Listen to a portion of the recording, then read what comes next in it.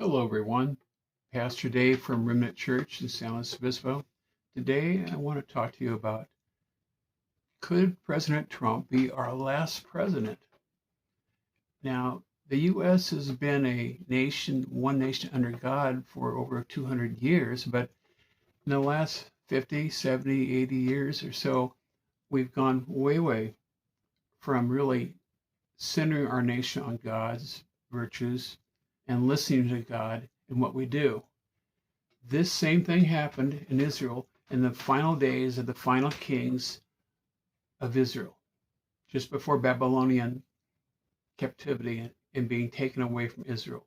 Now, if we look at the final kings of Israel, Jehoahaz, Jehoiakim, Jehoiachin, and Zedekiah from 609 to 586 BC. These rulers ignored warning after warning from Jeremiah, Ezekiel, and they just basically laughed in their face about, I don't care what God says.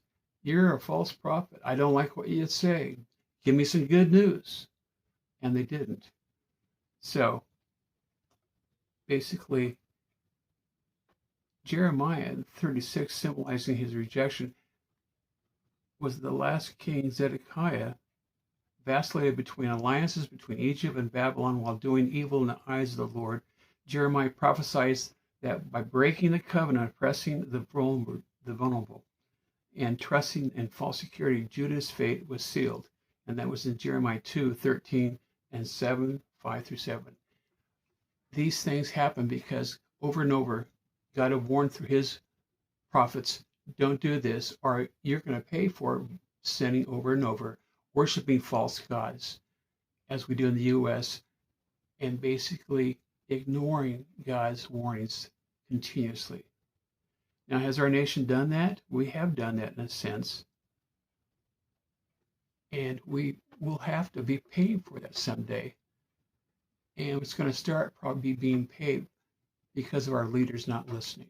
Now, right now, we've been given a reprieve. President Trump is more godly in the sense of recognizing freedom of religion and so forth.